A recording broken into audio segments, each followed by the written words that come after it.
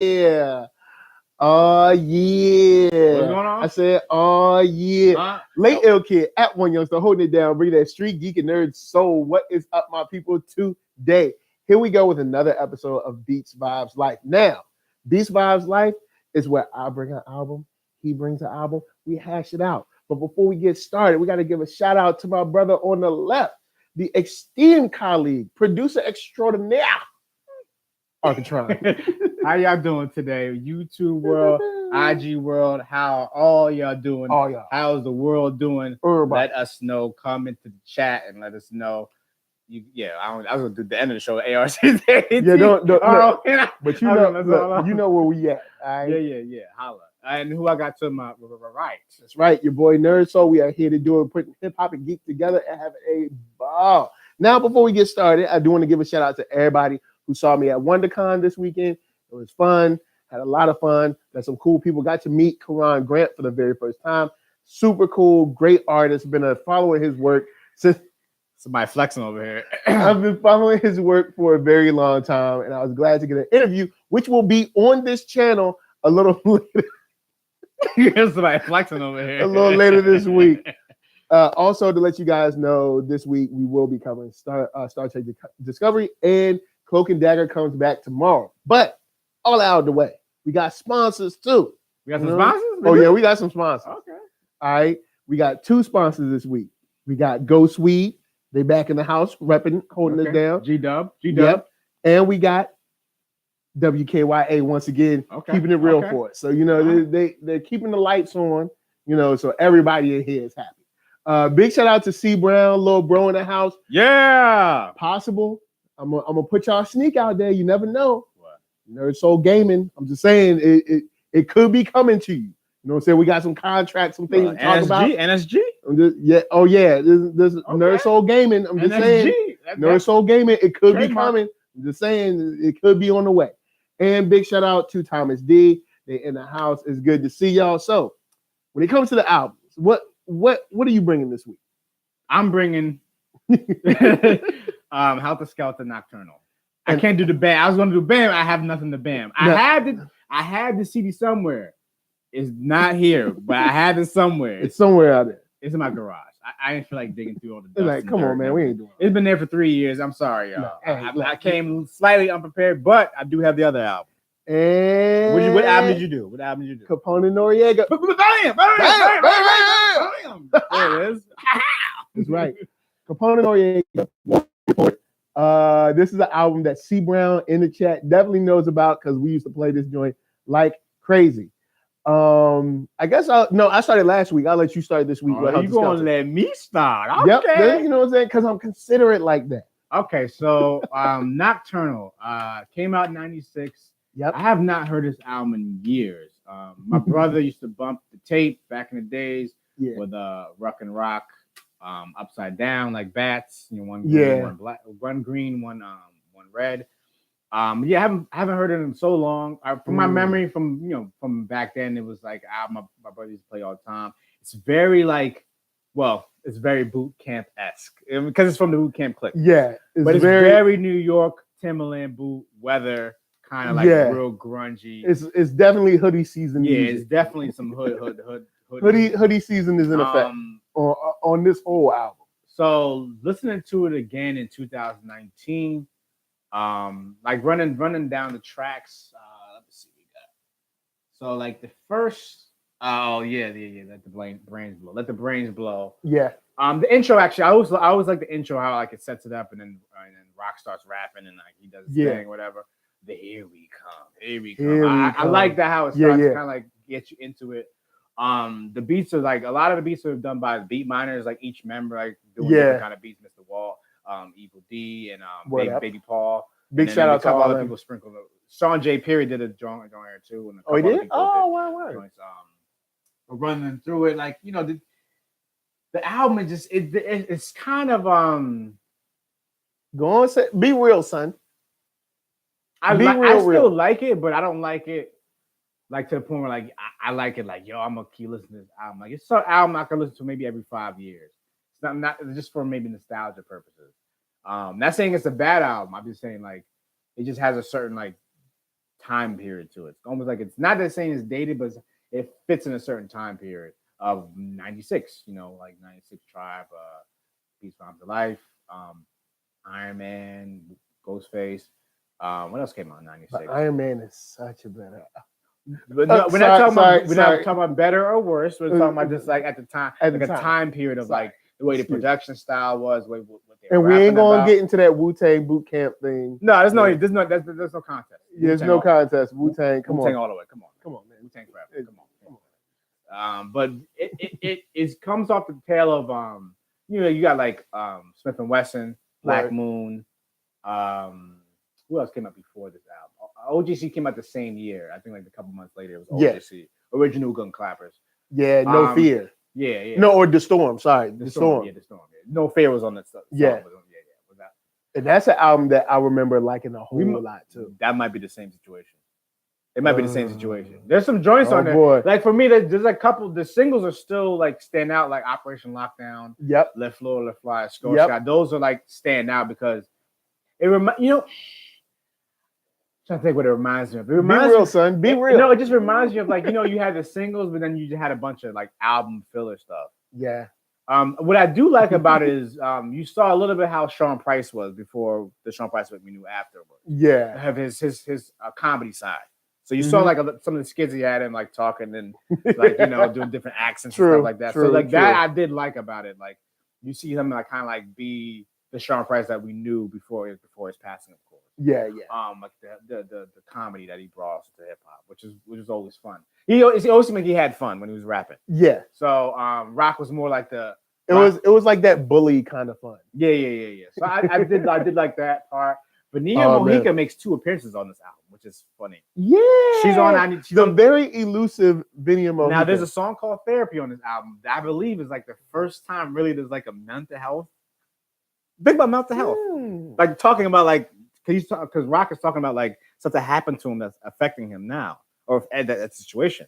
So it's really like the first time really like hip hop is addressing mental health in that kind of way. Wow. See, and I remember, I think that had a music video too. Yes, it did. I think it was their 3rd single, so I probably had. Was Vinia in it? I don't know if she was in it though. Because Vinia is the most if anyone has a picture of Vinia Mojica, you probably work for CIA. Okay, because I'm telling you, she's the most There's 2. And we talked about this before. She makes two appearances. I can tell them right now. Off the top of my head, the 2 appearances that she makes, Vinia Mojica makes 2 appearances in terms of visually. Common's Electric Circus album. She's on there on the cover because it has a bunch of people on the cover. She's in one of the pictures. Okay. Number 2 is she's in the booklet of Quality album because she's on the album. Because in that booklet, he has all the people associated with the album. So you have High Tech, you have Kanye, you have all these people. Okay. Pharaoh, I think Black Thought makes it maybe. There's a bunch. Whoever's on the album is basically there. So Dilla's there too, and everybody. Okay, there's two pictures of Vinia Mojica. Other than that, no pictures of Vinia Mojica. I've never seen her ever in my life. I've never seen her. Yeah, this girl, I don't even know. I think they just made her up. She's from Zap Mama, I think the group she was from. Like she was in a duo, wasn't she? Oh, is that? No, that ain't her. That's her, ain't it? Anyway, pull up a picture. I'll start talking about this album. Yeah. So what do you? I'm passing to you. What do you think of the album? Oh boy, this album was a chore to get through. I used to really like this album. My little brother in the chat, Kyle. You'll remember Kyle that used to live like 2 doors down from us. He loved this album and he used to play it all the time. And I loved it too. He loved it. I loved it. We were like, oh, Heltah Skeltah is crazy. And Operation Lockdown video and everything is blazing. Yeah. And now when I listen to it the whole time, I'm like, when does LaFleur come on? It's way at the end. I was like, where's? I thought it was early, but it's way at the end. It's a problem when I'm waiting for your album. Actually, both the songs, the singles are at the end. These are the 3 songs that I think are worth keeping on this. I'm gonna drop 3 Therapy. Songs. That's it. I'm gonna drop You're dropping Therapy. Therapy's out. And the intro. You know what? I'll keep the intro because I like that. What is it? Here We Come, Brains Blow, or whatever that little mashup. Keep that. So 4. All right. Intro's hard. LaFleur, Prowl, and Operation Lockdown. That's besides like the last 3 songs, man. That's basically like the last 3 songs. Yeah. Besides that, the rest of the album is a bunch of filler, like very inside baseball, Brooklyn Timberland wearing stuff. It's just inside baseball, filler album stuff. The lyrics kind of help because they're both spitting. Oh yeah, but the beats just are not connected with me no more. It's just sonically not connecting with you. It's just not connected with me at all. And I'm like, man, this is, and that's why we do this. That's why we do this show, because there's some stuff that you're like, yo, man, I wasn't feeling it back then. Now I'm kind of feeling it. Like with the Kanye stuff, I rearranged my album numbers. But this one, I was all about this album. I always feel like album needs to be like re-listened in like different eras of your life. It's sometimes when you're at a certain era, you don't really know, and then you go through all the list of different music, and then by the time you get to like, 10 years removed or 20 years removed from it, you're like, oh, that was my joint. You listen to it again, you're like, Your ears have changed. Our ears have changed. Our minds have changed. True. Our lives have changed. So like we're gonna view music differently, and that special music back then we have a nostalgia. And then also at that time, I completely idolized like New York hip hop culture. So anything that was coming out of New York hip hop, I was already like putting it on top because I just wanted to be that. I wanted that. So we got some people in the house. All right, who we got? Cello Miles in the house. We got Rashid Zakat in the house, and we got my brother Prince Edward in the house. Yeah, up on y'all? Y'all come over to YouTube. Nice to see y'all on YouTube IG right now. NERDSoul, I put it in the joint. Yeah, that's right. YouTube.com/NERDSoul, NERDSoul. Need them views, you know what I'm saying? Yeah, come hit that thumbs up. And also to YouTube, make sure you hit that thumbs up. Make sure you share this to your peoples, because the more people that see it, the more thumbs up we get, the more shares we get, the more I can do for you. Y'all come over there too. We need them views. You know what I'm saying? Views from the six. You know what I'm saying? And I see you guys talking about our tragedy this week in hip hop. We'll be getting to that after the albums. I just didn't want to bring down the energy, already, but we will be touching on that shortly. But this album has, like, to me, 4 good songs, like really, really good songs. Yeah. And the rest is just wasting my time. So I think like 4 of the songs you would say, kind of not timeless, but like made it through the like it didn't get as weathered as the other ones. Yeah, you're right. Like I'll give you that. At the time, those were good. Like the whole album, like, cool. We got it's flat, a flow to it. The album itself has a flow to it. The album does what I think albums should do. It has a central theme and it works off of that. It's just that there's a lot of songs that just like I can do without. There's one of them I was like, yo, I don't even remember this song. I'm like, yo, this because the beat was so bad. And this is bad. Actually, the joint, I think the Square, that beat is the Square is dude, son. Who did that beat? Man, Supreme. Somebody named Supreme. This is the first album, actually, the first Boot Camp Click album that has non-beat miners production, like outside of their usual people that they used to produce albums. This is the first one where they bring Sean J. Period and whoever this Supreme guy is. If this is the Supreme guy I'm thinking of, it can't be that dude that used to do beats for the Wu-Tang, like side, like Sons of Man stuff. You know what I mean? But not even like Sons of Man album, like the album before the album, the EP stuff. Like I think, like stuff like that. Nah, but if I was to score this, it's gonna be low for me, man. It's gonna be. Is it gonna at least get a 5? Is it gonna be under 5? You gonna give it a 3? I'm about to give this joint a 2, 4.5. Yo, I was trying to get it to 5, and I was like, due to the lyrics, I'm not gonna give it a 4. Because they're still spitting. It's just that none of this really sonically connects with me at all, except those 4 tracks I was talking about that they still bang. Yeah.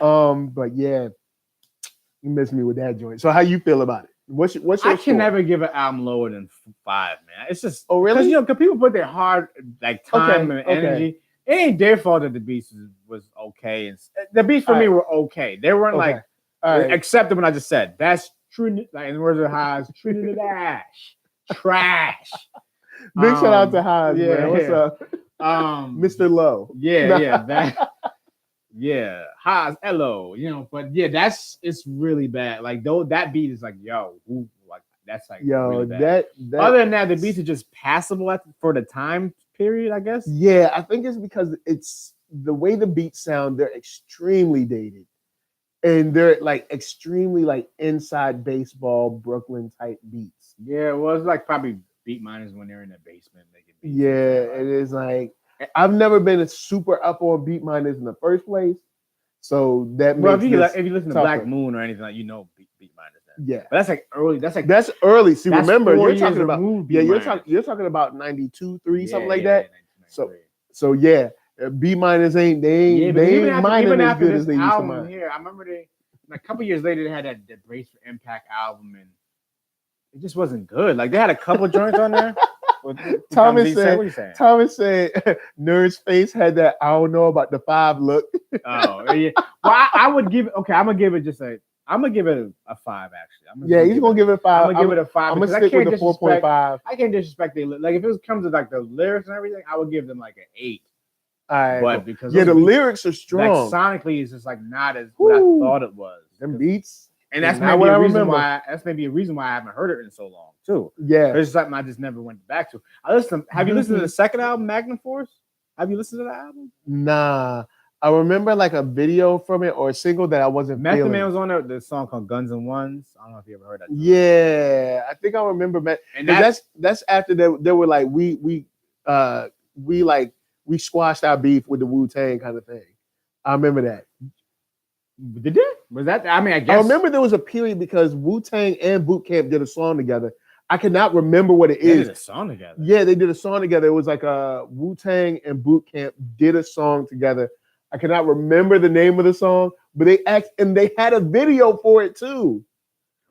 I don't remember that. And you didn't talk about. You're not talking about Onyx and Wu-Tang, right? No. Okay. Because they did a song too. Yeah. They had a video for that too. Wu-Tang. Onyx. Not that one. Okay.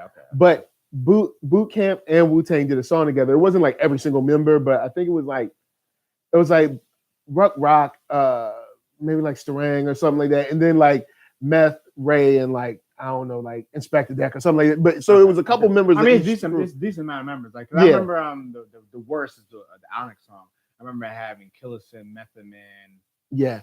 I think Deck is on there and maybe Ray. Yeah, and that was the Def Jam 2000 era where they were like starting to put the Def Jam logo, the Def Jam 2000 logo. Like guys in the chat, if you remember that Def Jam 2000 like logo, with the zero had like the slashes in it. Yeah, it like block kind of block letters. Guys, numbers. You remember that Def Jam 2000? They had that whole push. Yeah. I can probably pull up an album that has it on there. Yeah.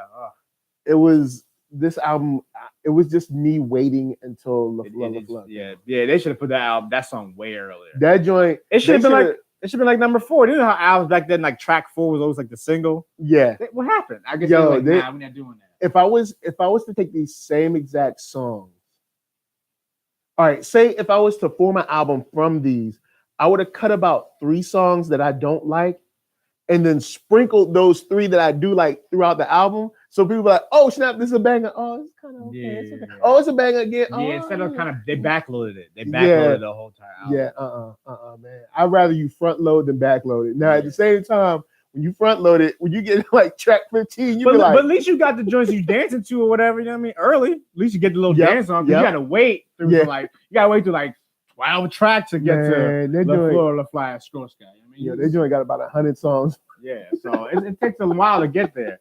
I was gonna say one thing. I forgot what I was gonna say. The Wu-Tang. When you talk about the Wu-Tang, the different clash. Man. But yeah, you can talk about it. Yeah. So anyway, we put that to bed. Yeah, we put it to bed. Now we talking about it's in the bed. It's sleeping. It's in the bed. Slide out. All right, Capone-N-Noreaga. CNN War Report. Channel 10 Blood Sport. You know what I'm saying? Left Rack. Left you know Rack. What I'm saying? This is an album. This is another album that I loved when I was younger. Big shout out to the chat, C Brown. He remembers me playing. We had a video game. It was a racer. I can't remember what it was. It might have been like Need for Speed or whatever. But I used to play driver's seat like back to back to back, like on repeat, playing that video game. And I used to be racking up mad first places, son. All right, because driver's seat was giving me that fuel. You know what I'm saying? Cut your hand off. You know what I'm saying? Oh well, sorry. That's wrong. But anyway, don't worry about it. I still enjoy it. I do.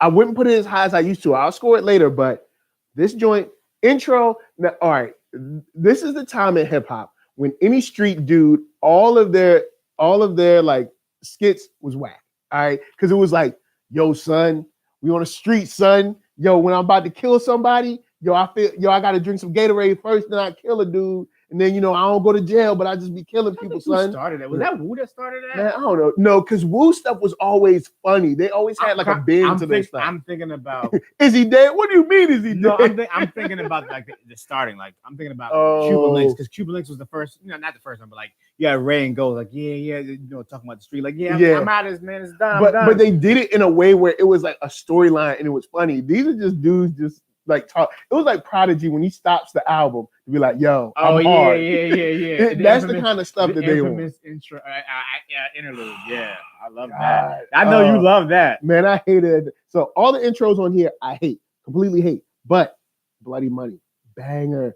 Driver's Seat, banger. Stick You sleeps a little bit, just slinks a little bit, give you a little time to rest. Are you serious? Stick You starts to slide down. With the intro, but Driver's Seat got so much energy. It kind of eased back a little bit. But they put that little skit to kind of get to that story. Okay, all right. So you know what? I'll retract my previous statement on Stick You. It's still worth listening to. Parole Violator is another one. Iraq. Live On, Live Long, Never Die Alone. Like this joint is, when you want to say front loaded, this is it like, front loaded? Let me see. Maybe not front loaded because there's some bangers on the end. Legal Life. Because look, they have it split up. Like they have the album split up. See the yellow tracks and the red tracks. These joints let you know that this was made in the era of cassette tapes. Yes, just like how Wu-Tang had the Shaolin side and the Wu-Tang side. Yep. Yes. So, but they spread out these songs. Like side one has like Bloody Money, Driver's Seat, TONY, A&Y, Channel 10, Stick You. Then side two, they got Halfway Thugs, LA. They got what is it? Capone-N-Noreaga, the live interlude. And then Black Gangsters that I did too. Like this. Don't forget Illegal Life. Oh yeah, all right, Illegal Life. Look, all right. Forget about Legal Life, man. Look, bottom line though, this album, I still like it. I like it a lot. I can't, because I can only listen to so much street stuff. And again, your life has changed. My life has changed now. Everything has changed. Like street stuff don't. But really this resonate. is a big step up. Oh, yeah, from Heltah. Okay, so yes, big step up from Heltah. I'll tell you what happened when I put this album. Huge step up from Heltah Skeltah. I'll give my score in a second, but hit my brother. Okay, so today I listened to this album this year a couple times already. So I was like, you know what? I already know the album front to back. But today I was like, let me just put Heltah Skeltah on first since I haven't heard it in so long. Then I'm gonna put on Capone-N-Noreaga. Word. Heltah Skeltah, I was sitting down and like kind of doing some stuff. Just like whatever. But when I put Capone-N-Noreaga on, I was dancing. I was like, yo, that's my joint. Y'all forgot about this.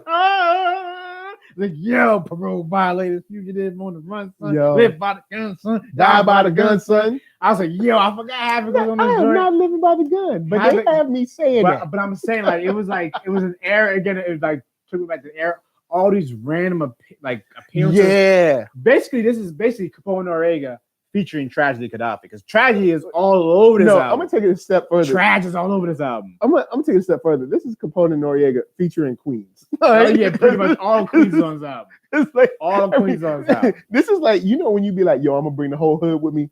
This Nas is on this album. He's talking. Yeah, he's talking. Is AZ in there too? No, not AZ. He's not in there. I'm trying to think who's on that phone call. I don't know who's talking though. I don't know who that guy was initially talking. I think it's the other dude that came in on the Firm album. What was his name? About like Nature? Nature, yeah. I think that was Nature. It could be Nature. I think that was Nature on the phone. I never looked to see who was that on. But it's Capone-N-Noreaga featuring Queens, but in a good way. You know what I'm saying? Because like you said, there's all these random out of the blue, like I guess layups from other rappers where you're like, oh, they're on this, because they don't list their features on the back of the album. No, they're just like, yo, look, this our album. You know what I'm saying? Listen to it. Who was on the phone call? But for me, the album works for me because it has a certain flow to it. Yeah, and it's kind of like it's very witty, unpredictable for me. Ooh. It's very Wu-esque. It's very Wu-esque about it. That's why I always liked it, because I never knew where they were gonna go with it. It was just like it was an adventure. This album is an adventure, and like I love them, the journey that they took us on with this album. And because Capone was locked up for a partial artist album, he's there, but it's more like Noreaga and Capone featuring Tragedy. It's more like Noreaga and Tragedy featuring Capone. True. And I don't mind it. He's on like maybe 10. 2 songs? He's on like 10. He's on like half the album. Really? Yeah. It did. When I was listening, it only sound. To me, it sounded like he was on like that's 2 or 3 songs. He doesn't. His presence is not like, yo, it's Capone. You know when Nore's on the song. Nore has a distinct sound, a distinct flow. Yeah. No one sounds like Noreaga to date. He is unique. Noreaga is a one of one. In a very weird and good way. He's the only one that sounds like him. Yeah, he was a unique dude. He sounded different. Man. So when it was actually man, after this, when he dropped that Nore album, but you know what it was? It's like fire and ice. Okay. Capone was ice, Nore's fire. In terms of like their flow. So you got like the wild dude and the straight man. The laid back dude was Capone. Capone was more Queens, like Tragedy was Queens. Yeah. Because I think Noreaga is from a different part. Left City or something like it's actually a place. He from somewhere where like when you rap, you be like be wild with it. Yeah. So but it's a good match. I feel it's a good like comparing because good contrast. I mean, like a good contrast between the two. Oh, Tavon said good night. Good night. Oh, peace out, Tavon. What up? Good night. Good night, East Coast. East Coast out of here. So yeah, it just the pairing was for me. I like the contrast between the two. Yeah, Nore stood out because it just was Nore. Like he just stands out. You know, you feel if he's not on the song. The song has a way more laid back feel, especially like the Capone solo songs. Definitely have a way laid back feel because that's Capone's style. So like it worked. So I like when they were on the songs together, but I also like Tragedy was kind of like the glue. Tragedy with Gaddafi was the glue of this album. Yeah. So I just like it because like. I just like it. It just has a certain flow to it, and like and the beats is banging, man. Yeah, this banging. The beats here. These beats made it through the cut in terms of time. Like time did not. Because there's very few beats on. Yeah, there's very few beats on here that I'm like that is a beat of its time. There's beats on here where I'm like I could see somebody rapping on this today. Yeah. Now I mean, of course, it would sound like they're giving you that '90s flavor, but it's not. It's not like dated and whack. You know what I'm saying? Yeah, it's probably somebody from the Griselda crew, like Conway, the new rappers that kind of sound like Rock Marciano, Ghostface, Prodigy. That kind of lineage of Prodigy, Ghostface, Rock Marciano lineage. So you got like Conway and the other guy. What's the other guy's name? I forgot what his name. But there's a bunch of dudes that kind of like would rap over these beats and sound, even sound like JID or something like that. Or I'm not really familiar with that JID. What's the JID stand for though? I don't know. Guys, let us know in the chat. So, Thomas D says, I think Noreaga told a story about this album on Drink Champs. Man, he probably did. Yeah. Yo, I'm so behind on Drink Champs. There's so many episodes I've never seen. I've never watched one episode. Yo, it's actually cool because you get like all these random stories. And honestly, hip hop, all of us together. Now, there's a great kind of documentary story-wise on Netflix already. But I would really love to get some Drink Champs level stories and like an oral history of hip hop from the beginning to like now, from like, you know, sit down, interview Noreaga for like, I don't know, 3-4 hours, and interview like everybody else and then start weaving their stories in. Now that would be a long documentary for no reason, but then you get those small, like little stories like, whoa, hold up. Y'all knew each other? Huh, what? You dated his sister? Or like, oh, y'all went to school together? I never knew that. I think like, a lot of stuff is in New York. So like, it's a small place. You're gonna bump into somebody. Everybody's stuck on one island, so well, not really one island, but just about one island. Yeah. So it makes sense. But that man, this one for me, it's still bang. I still rock this album to date. Like for me, you know what? Would you? Okay, now I got a question for you. All right, would you call it a classic? Some people would. And again, what's your definition of a classic too? Because let's see. Oh, C Brown said West Side Gun and Dave East would sound good. Thank you, West Side Gun. Yeah. That's what I'm thinking. Tristan's gonna kill me because she loved them Griselda dudes. I'm gonna show her this too. Thomas D said gonna have to find Rakim, but let me see. Would I consider War Report a classic? And you got to remember, this is '97 that it came out. This is a tough time for hip hop. Biggie just passed. He said Pac just passed. Pac and Biggie are done. They're out of here. Yeah, because they passed in what, 95 and 96? No, 96 and 97. This 96, album came out like 97, around, I think. Because I knew they were back to back, but I mean, well, not back to back, but back to back years. This album came out in June of 97. So this is the same month as Wu-Tang Forever. Ooh, wow. Okay, that puts things into perspective, though. You know what? But with that said, classic, it's tough because classic is something where I'm like, the whole album is objectively. That's your definition. For me, that's your definition of classic. For me, the definition of a classic is no song can be touched. Like, or I mean, don't get me wrong. Don't get me wrong. Art is subjective, so anybody can say I don't like this song, but I'm going to challenge generally, that. Objectively, people say this song can't be touched. No song can be touched. So there's like Illmatic is something where like generally, not everybody, but generally in hip hop, everybody be like, yeah, there ain't no whack joints on it. Yeah. Or you know, I like would disagree, but there's one I don't like. Yeah, but I mean only one. And you know which one it is. You can just think about it. Think about all the songs, all the beats. Think about it. Which one do I not like? You know me. Likes a beat? You know it. I knew it off top. You know it. But AZ comes through so hard. I know that. But now I like it. But back then I didn't like it. Now I'm like, it's okay. Yeah, because but for me that's still a classic album. Yeah. One song off out of 9. Okay. And then I also have one. I also put albums in the upper echelon. I might not give them classic status, but if you have 15 songs and like 13 of them are fire, you know, I might not put you on classic level, but I'll be like, this joint is like you can't miss this one. Like, okay, so what albums in your opinion are classics? We're gonna go into the classic rabbit hole. All right. So for me, a classic would be like Low End Theory. Dang, I can't even think of it. Midnight Marauders. Midnight Marauders. Okay. Dang, you know what? We're doing a lot of like 91, 92, 93 and up in here. But Illmatic, Wu-Tang's first joint, Cuban Links, Iron Man. I would disagree with that one. Iron Man, really? Iron Man is fuego. It doesn't make my. But it doesn't. It's not there though. It doesn't make my classic, but it's not. It's not that far off though. Return of the Boom Bap by KRS-One. Interesting. Let's see what else.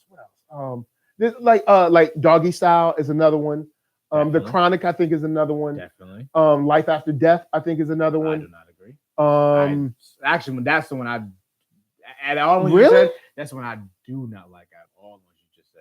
Man, really, I might not even like that album. Like Big that. really kills it in there though. Big does, but the beats don't. And the songs, it's all over. That album is all over the place. All right, you cut the album in half, and it'll be a classic. There are some beats on there but Big is just so prolific on that one. Okay, I guess I'll reel that one in. I'll reel that one in. But man, Life After Death is worth it. It's all over the place. Scattered. We might have to do that one. Yeah, eventually. Yeah, we gotta go Life After Death. Because I haven't listened to the album.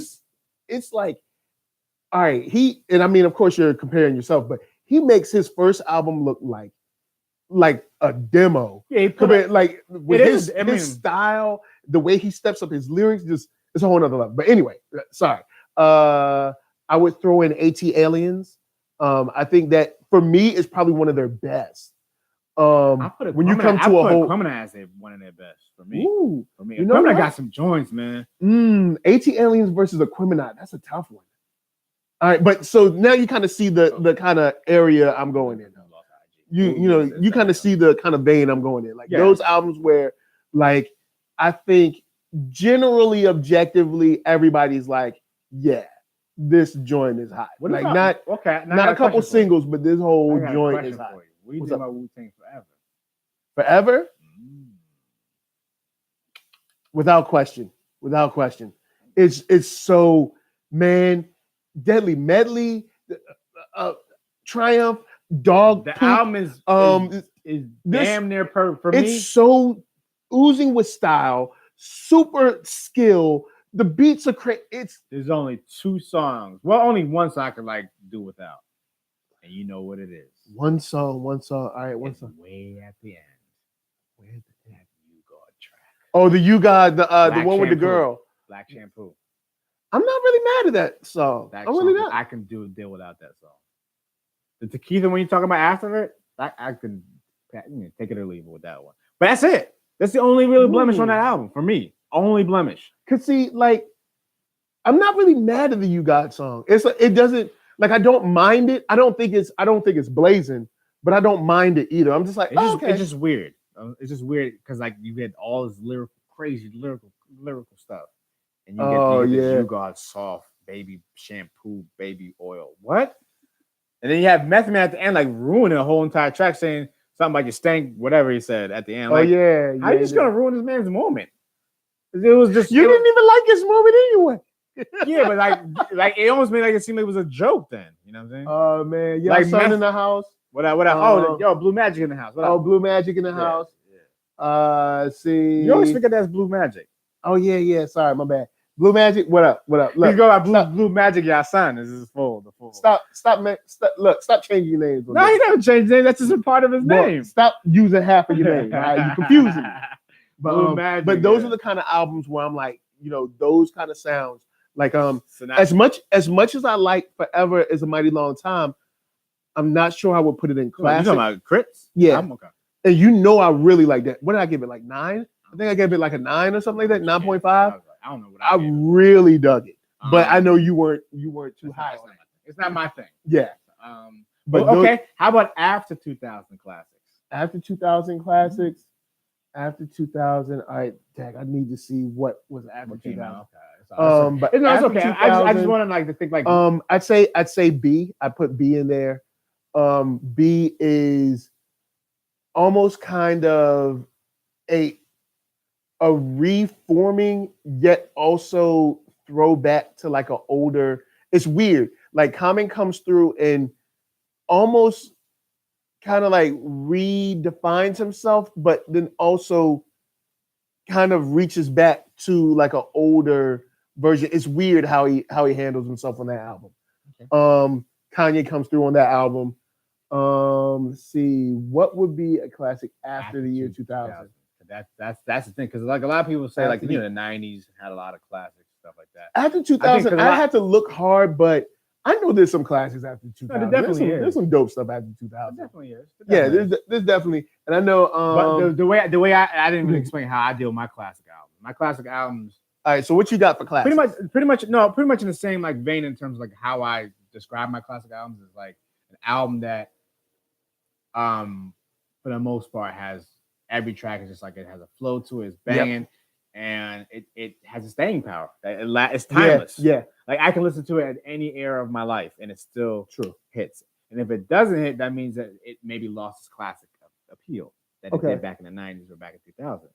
Like maybe 20 years removed doesn't sound as good as the 10 years removed, Okay. So for me, like everything you said for the most part, other than the Outkast stuff is questionable. Okay. But I would put Aquemini over AT Aliens in some kind of, because there's some Aquemini got some bangers on it. Yeah, Aquemini does. They got some bangers. It's tough, man. We might have to do that one day.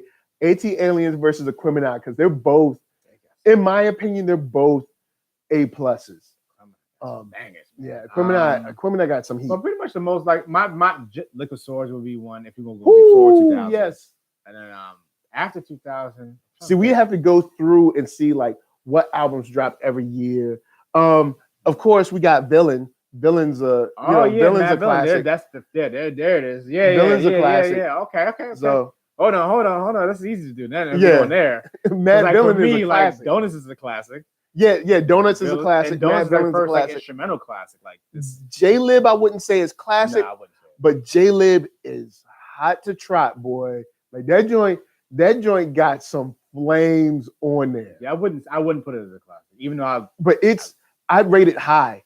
If you're just a hip hop head in general, I'd be like, you need to listen to J-Lib. Like, because I don't know if I put it in classic level, but J-Lib is hot. From the skits to the beats. So I'm biased. Now, of course, Jay kind of shows his butt on that album, boy. Because he rapping on some of them joints. Super slightly biased because of the Dilla thing. So true. I'm managing I'm lowering my like bias a little slightly. Right. And the reason why it's something that I was thinking back then, even when it All right. I had a copy of, as I call it, the original J-Lib, which is just Madlib rapping over JD's beats. Okay. All right. That version felt more like an album because it was all it's like think about Madlib doing any of his beat conductors or any of those kind of things. Okay. It's a flow. Yeah. All skits and everything. That's what you had over all Dilla beats and the whole. And it's Madlib and Quasimodo basically. All right. I don't think anyone featured on there, and I liked it better because it had a flow. I felt that J-Lib with the off and on, the track that never really rapped on the same track, didn't feel like an album to me. Yeah, it felt like a compilation. Yeah, it felt, but it's a dang good compilation, dude. Like there's, I'm trying to think. Is there a beat that I'm like, this sucks? No, beat wise, no. But I'm saying like even the rhymes. Now, of course, Madlib ain't on Jay's level of rhyming. No, I would never do that. But man, like heavy, whoo, the red, whoo, man, look, for all my people out there with the trunk and the system in the back, y'all gotta play the red and y'all gotta play heavy and just let them windows rattle. See, like for me, like you remember the Madlib, the Take It Back track that was on like Chrome Children, like after it's like bum, bum, yeah. Bum, bum, bum, bum, yeah. That joint, I wish that was on J-Lib. Like songs like that they did after the fact were kind of better than some of the stuff they did on that made it to J-Lib. In terms of like, end, like this, like Sonic, like yo, this is where they needed to be. I think. All right, because that's when JD was out here. Well, this is because when I listened to J-Lib, I'm like, these cats was making beats like nobody was making beats. No. Like it was like these guys were like on a whole nother level. It was almost embarrassing to listen to J-Lib and then listen to beats on other people's albums because it was like, yeah, that ain't it. Because Lib was coming with it, Jay was coming with it. It was just that's man. Ooh, I want to give it classic, but I can't. I put food on there. Oh yeah. Doom food is definitely a classic. Doom is funny. It's a classic. I remember Quasimodo too. The Further Adventures. Oh, Further Adventures. Yeah. It's a very off kill, but yeah, in an abstract type of way. Yes, I would give you that. I would say yeah. Probably the most abstract like piece of work hip hop wise out there. Like. You really have to be into it to get into it. You know what I'm saying? Like, because it's very off center. But then they'll catch you with a beat where you're like, oh snap, this is dope. The only thing is, it's gonna last 2 seconds. Thank you. All right, Madlib. All right, look, I'm gonna need some of them beats to be about 10 minutes long. He know what he's doing. You just gotta give him a little tease. You know? Look. Yeah. All right, but back to War Report. My score, 7.5. I really like this album. Still like it. The gunplay, of course, it back then it was long. It got a lot for me, but even now it's just what it was. I know. I'm just saying, but back then it was a lot for me. Even now it's a lot for me. But War Report still knocks, man. It still knocks. I really, really dig it. And of course, Noreaga comes through. This is like the progenitor to the Nori. I don't like the Nori album like that, man. You don't? No, because Swiss Beats is on it. No. Oh, so he is out of here. Nah. I'm not the Nori Capone like you, the Noreaga album. No, I'd rather take the Capone-N-Noreaga album over the Nori album. Word. Oh, big shout out to Dre 807K Jones. What up? Nice to see you in the spot. How you doing? Let's see. Black Star is dope too. Yeah. Unfortunately, it's not after 2000, but Black Star, classic. Black on Both Sides, classic. Reflection Eternal? Reflection Eternal. Because it's in 2000. It came out in 2000, the year 2000. Yeah, because Black on Both Sides 99. And 99. Oh, okay. So 98, 99. Would I give Reflection Eternal a classic? That's the question. No. It's good, but I don't know. We covered it too. We covered it, but I don't know if I could say it's a classic. I mean, yes, it's like right up at that classic line, but there's some stuff on there where I'm like, when it came out into 10 years, 2010, I would say it was a classic. But at this current moment, it's not a classic. And then also there's some Talib stuff swirling in my head where I'm just like, he as a person is kind of whack sometimes. Talib, he's a nice person, man. He's one of my favorite artists of all time. All right. Well, all right. All right, but so what's your score for War Report? 8.5. Woo! It's up there See, for me. we both high, man. And for me, it's never wavered. Since I've heard it, I'm like, this is one of my favorite albums of all time. I don't know what, it's just something about it. I like the weediness of it. Like it comes through. It's very. That's why I like it, because I like where it's an adventure. I'm just put it on. I'm there for the ride. Yeah, Capone-N-Noreaga. I still listen to it now. I still enjoy it now. It's definitely the winner for tonight. So if we were doing that, we don't compare them. But so Heltah Skeltah, not too happy with it, but War Report, digging it. So that's our thoughts, guys. I recommend War Report. Heltah Skeltah. You can revisit Heltah Skeltah. See for yourself. Hear for yourself. See for yourself. You know, with caution. Now, earlier this week, we had a tragic loss in the hip hop community from Nipsey Hussle. By now, you guys know how his life was taken and all that stuff. Literally 2 miles from here. Yeah. Right so like there-ish or something like that. Might probably that. Trying to think where we are now. All right, so 405 is that way, something like. Oh, you do highways now. I do by that, bro. I think. Oh, okay. Florence. Well, I don't want to tell where we at. Yeah. But anyway, bottom line is, it was 1.8 miles away. I looked at it the other day. This is rest in peace to Nipsey Hussle, someone who, unfortunately, had to be taken away from us the way he was. Trying to think how I want to approach this, because I want to approach this in a way where we stay positive, because I just don't want to be, for a second I've been kind of angry, and I've been relatively angry at our hip hop community for a couple of days. But I think what we can learn from this is that, no matter what, it's still worth it. The people that Nipsey has helped, the people that Nipsey has inspired, the people that Nipsey has given a hand up to, a hand out to, who's pushed forward, he's, given them inspiration or whatever, and helped out their businesses, or gave them spaces to do whatever they needed to do, giving them financial freedom. Regardless of how he was taken from us, it's still worth it. What he did is still worth the love and the care that he gave to the neighborhood. It hurts because from what I know of Nipsey Hussle, my brother, C. Brown, put me on a Nipsey Hussle. But from what I've known, he was always a hometown hero. He didn't seem to get into, that rap stuff. He didn't seem to get into like that Lil Pump or, just Uzi Vert type dumb stuff. He seemed like a pretty stand-up guy, and everybody in the hood seemed to generally like him. So that's why this one is tough, because it seems like the more and more you do right, you try to help, you stand up, you stick up for people, and things like this happen. But I think it's still worth it. It's still worth being your best. It's still worth giving your honest, earnest attempt every day to do the best for yourself and those around you and your community. I think that's the best way I can say that.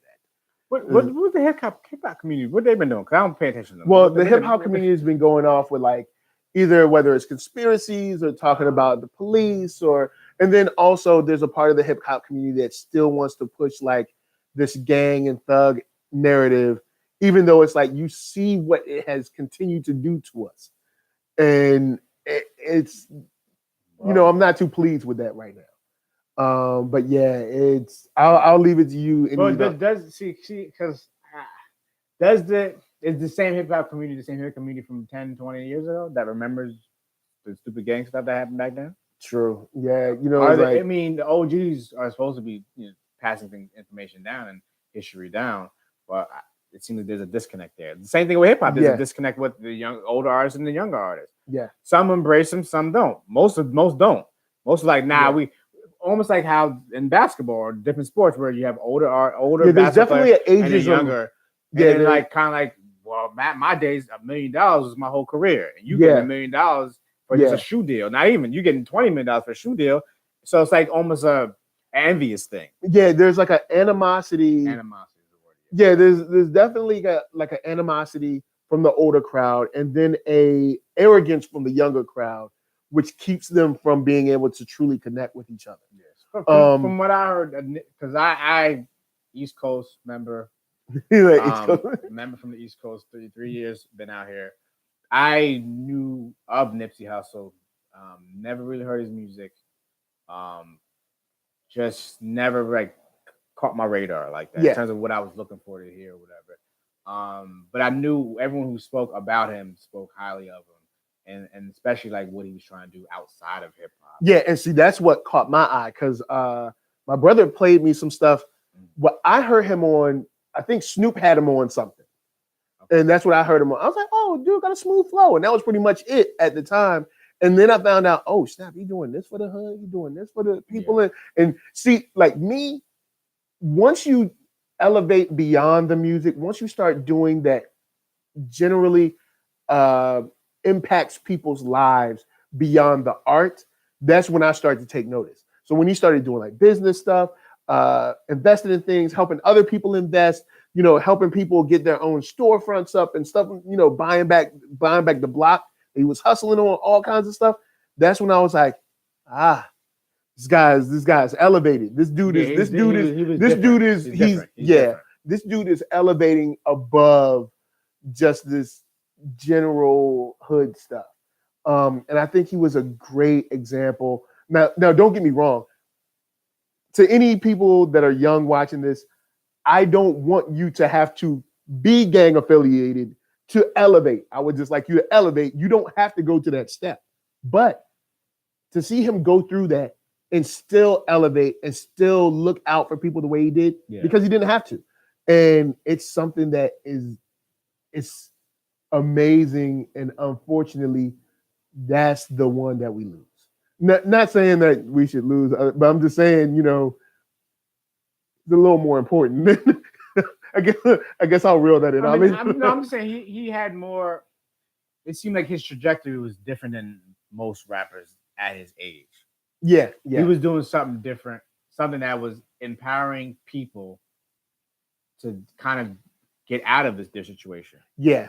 He knew, like, because he came from a situation where he had to get out of it. So it's like, okay, we all can, like you said, elevate. Yeah. We can all elevate. Instead of me elevate, we can all elevate if I give you the tools. Yeah. So he was about giving people the tools. And I mean, even the thing that the meeting they were having, they were planning on having with him and the police department is it the Compton Police Department? I can't remember the area that it was in, but it might have been LAPD instead. But I think it was LAPD. Yeah, I think it was LAPD. But he was about doing work for the people, and that's why I think this one is tough. But I also want to. This one. He was like a community leader, which what the real community, the ones that actually have a title as community leader, should be doing. Yeah, definitely. I have a problem with politics, so say what you want to say. Yeah, to all of you guys out there, and girls out there claiming to be community leaders, or y'all want to be the next Black leader. Sugar daddy. Nipsey Hussle was doing the work without grandstanding about it. And that's another thing that makes him, that's another thing that elevates him. Because he was doing the work that a Black leader would do and not grandstanding. Not, like, look at me, look at what I've done for everybody. You know what I'm saying? You can't be no politician and be an activist at the same time. It doesn't work. Sorry. There's not many activists that are politicians. Think about it. Because the red tape is so crazy. You would be hard pressed to be an activist and be a politician.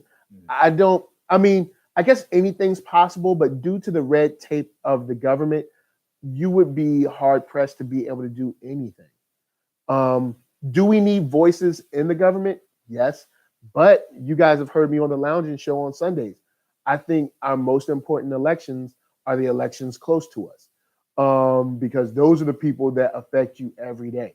Like voting on where you can park, voting on what they're going to do for this school, voting on what they're going to do with the police department or the fire department, voting where they're going to put the new hospital. Those are the important elections. But let's see. Big shout out to Blue Magic.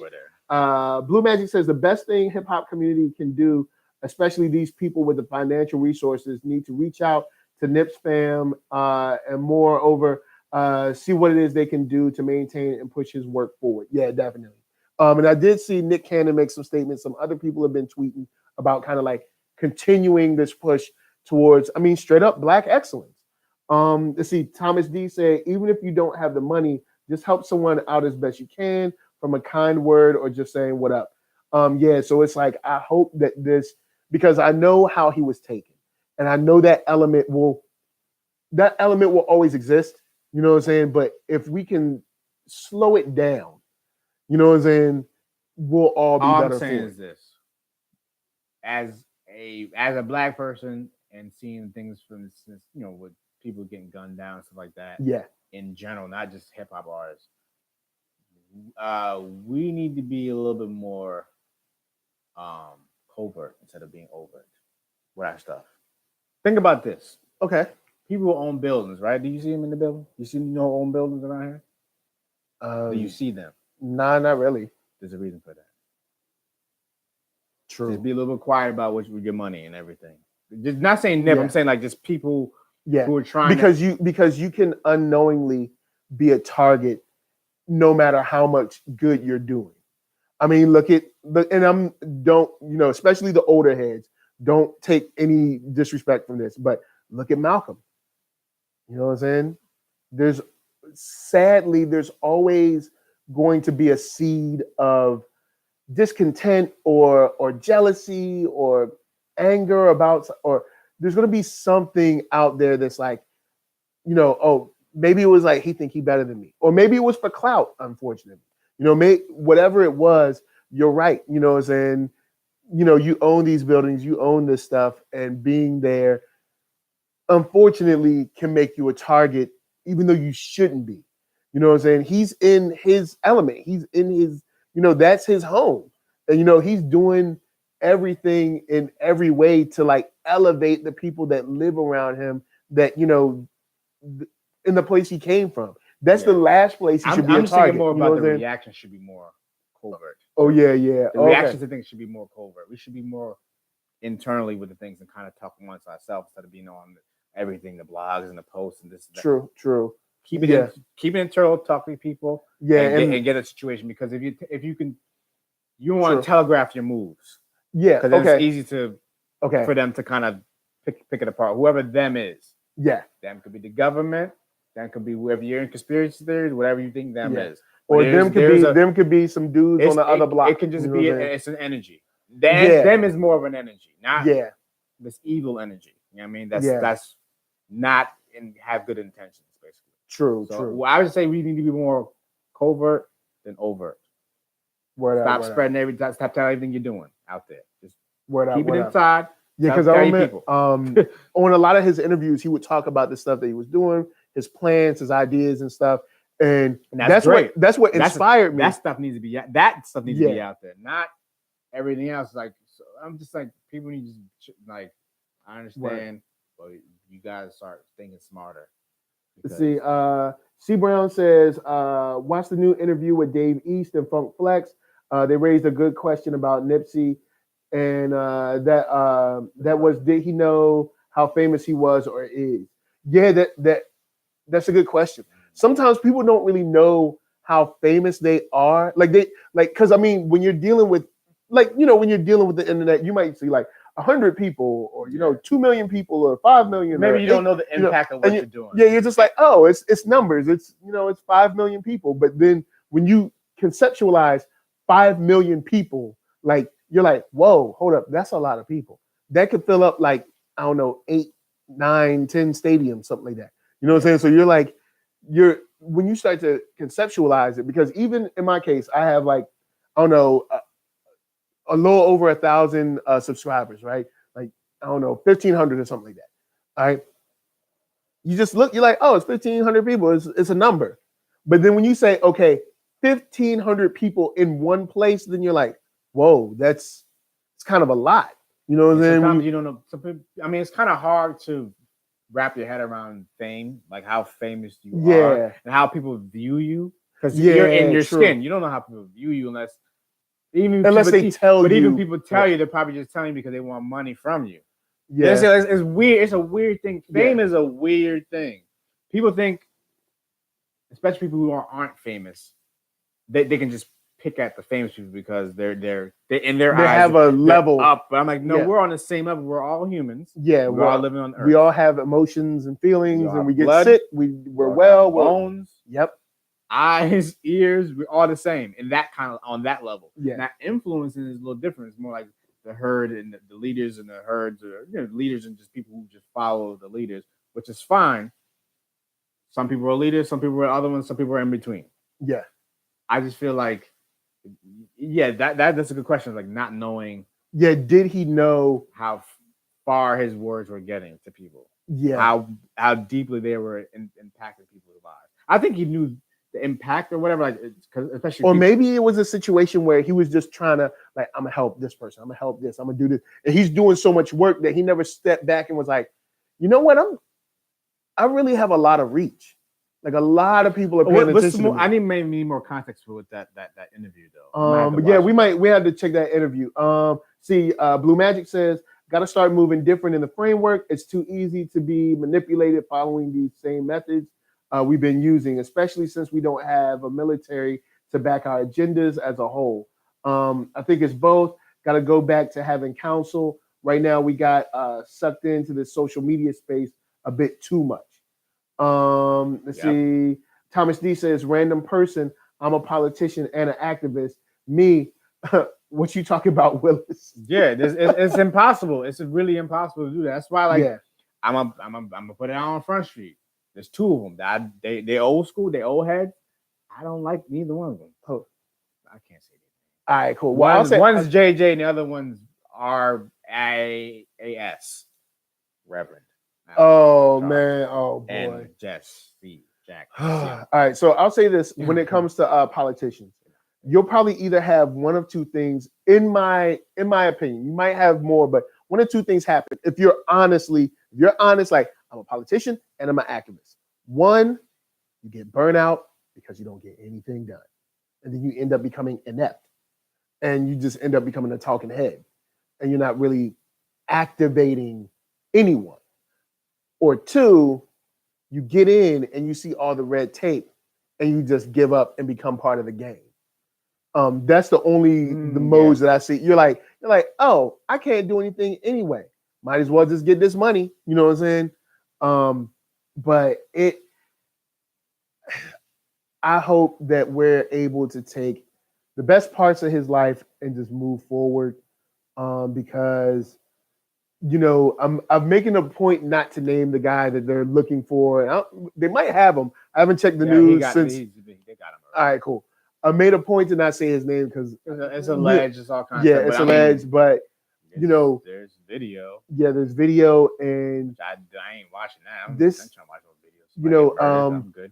Speech from Arrested Development. Wow, you said Speech from Arrested Development? Whoa. Yeah, he has a YouTube channel. He made a statement about wow, this is stuff that shouldn't be normal. This is stuff that shouldn't be you look at another genre, like this doesn't happen. And this shouldn't be what we become accustomed to or come used to. Yeah.